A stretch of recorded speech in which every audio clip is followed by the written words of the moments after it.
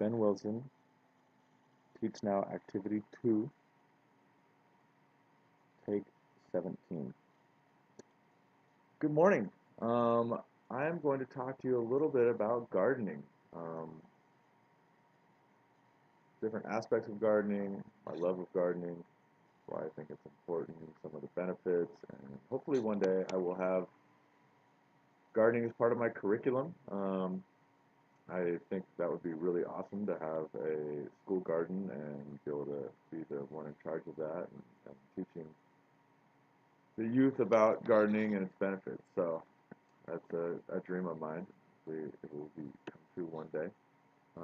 Some of the aspects of gardening um, for me are I start everything in seed trays inside, and kind of through a process I end up moving it into bigger containers until it's ready to go outside into the yard.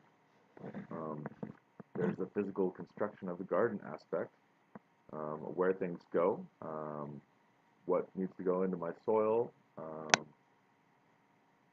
where the or putting down gopher wire so that the furry little critters don't come steal my broccoli from below. There is a conservation aspect, so we want to conserve our resources these days, and reusing gray water from in the house, catching rainwater, uh, composting, vermiculture, where I feed the compost to the worms and they work their wormy magic on it and add a lot to the soil that way. And then trial and error. A big part of gardening is trial and error, just like in teaching. Try out, you might try out a lesson in teaching and it doesn't work so well, and then you might have to adjust it or just scrap it and try something else. Same with gardening. Out where I live in San Francisco and kind of the foggiest part of the city, out by the ocean, we get a lot of the colder breeze and a lot of the fog. We're known for our fog out in the Sunset District. So those big tomatoes don't do as well. Some of the things that I do plant that do well are the salad greens like arugula, romaine lettuce. I once did a salad for more than 25 people for my brother's rehearsal dinner before his wedding, which was pretty cool. I thought lettuce isn't that expensive, but it was pretty cool. It all came from my garden.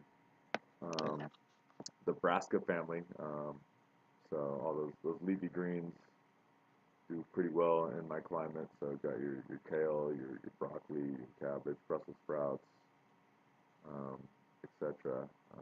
Swiss chard, beets,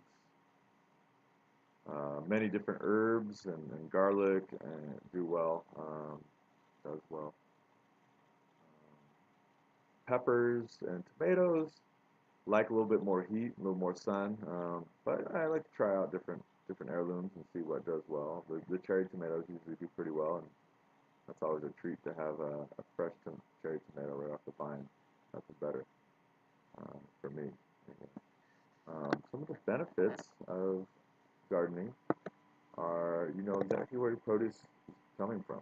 It's not always easy to say that for stuff that comes from the supermarket.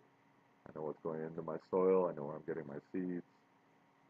So I can have that little bit of a peace of mind, and it's so fresh when it comes from your garden.